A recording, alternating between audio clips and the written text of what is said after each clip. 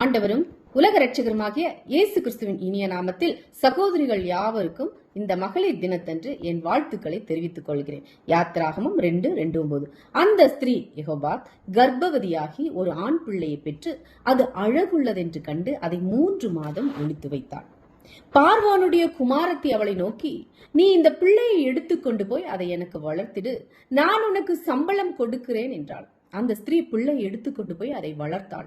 பெண்கள் என்றாலே ஒரு பலவீன பாண்டமாக உலகத்தார் நினைக்கிறார்கள். அது உண்மையா? சரீர பிரகாரமாய் ஒருவேளை இருக்கலாம். ஆனால் ஆவிக்குரிய வாழ்க்கையிலும் விசுவாசத்திலும் புத்திசாலித்தனத்திலும் திறமையிலும் நேர்மை உண்மை போன்ற காரியங்களிலும் பெண்கள் இளைத்தவர்கள் அல்ல என்பதுதான் என்னுடைய கருத்து. பெண்களின் வாழ்க்கை சுகந்த மனம் வீசும் மலர் போல என்பார்கள். ஏனெனில் மலர் என்றால் கிள்ளி எரிந்து விடலாம் அல்லவா? ஆனால் யாரோ ஒருவர் பெண்களை தேயிலையோடு ஒப்பிட்டது நல்ல விஷயம். ஏனெனில் தேயிலையை கொதித்த நீரில் போட்டாலும் அதிக சுவையும் மனமும் உள்ள தேநீரைத்தான் கொடுக்கும். யெகோபாத் என்ற ஒரு பொறுப்புள்ள தாயை பற்றி நாம் படித்திருக்கிறோம்.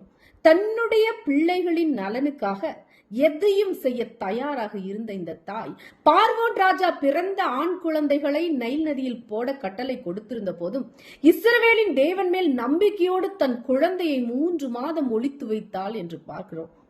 வேதம் கூறுகிறது, 3 மாதங்களுக்கு பின் அவள் நாணலினால் செய்த ஒரு பெட்டியில் நீர் உள்ளே செல்லாமல் இருக்க பிசினும் கீழும் பூசி தன் குமாரனை படுக்க வைத்து பார்வோன் குமாரத்தின் நதிக்கு ஸ்நானம் செய்ய வரும் நேரம் அறிந்து நதியோரமாய் நாணலுக்குள்ளே வைத்து என்ன நடக்கிறது என்று கவனிக்க குழந்தையின் அக்காவை அங்கே நிற்க வைக்கிறார். அவள் திட்டமிட்டு எதிர்பார்த்தபடியே பார்வோன் குமாரத்தி அந்த குழந்தையின் அழகில் மயங்கி அதை வளர்க்க ஆசைப்படுகிறாள்.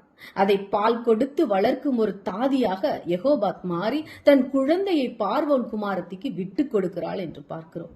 படிக்கும் போதெல்லாம் எண்ணத்தில் ஓடிய விஷயம் மனம் பலம் உள்ள ஒரு தாய் இவள் என்றுதான்.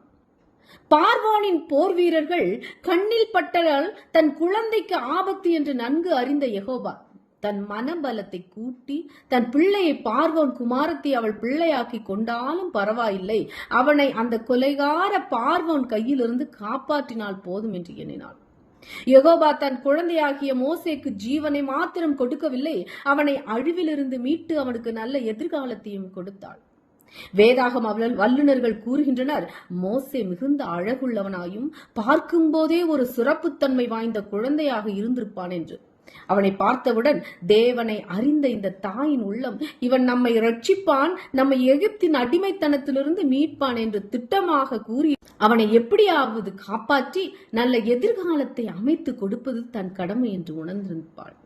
அவள் தன் பலத்தை எல்லாம் திரட்டி தான் பெற்றெடுத்த செல்ல குழந்தையை பார்வோன் குமாரத்தின் கையில் கொடுத்து அவனை எகிப்தின் அரண்மனையில் எபிரேய ஆண் பிள்ளைகளை கொலை செய்ய கட்டளை பிறப்பித்த அதே ராஜாவின் அரண்மனையில் வளரும்படி அனுப்பிய போது அவள் உள்ளம் ஆபிரகாம், ஈசாக்கு, யாக்கோபின் தேவனை நோக்கி மன்றாடி இருக்கும் அல்லவா?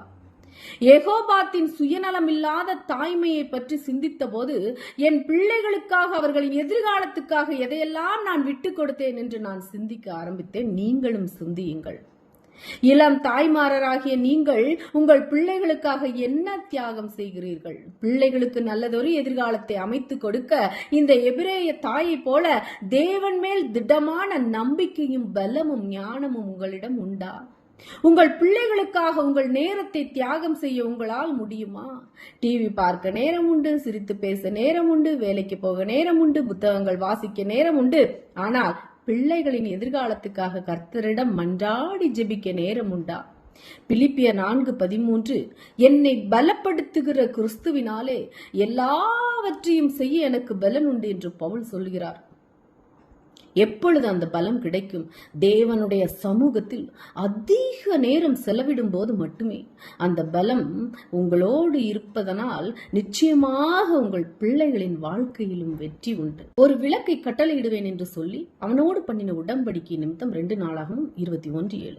கர்த்தர் வாக்கு மாறாதவர் என்று அறிந்து ஏற்றுக்கொண்டிருந்தாலும் மனதார அவரை நாம் நம்புகிறோமா? நம்பினால் அதற்கேற்றபடி நமது நடவடிக்கைகள் இருக்க வேண்டும். எல்லாம் கைவிட்டு போனது போல இருந்தாலும் கர்த்தர் யார் யாரையோ எழுப்பி தமது வாக்கை நிச்சயம் நிறைவேற்றியே தீருவார் என்பதற்கு வேதாகமே நமக்கு சாட்சி.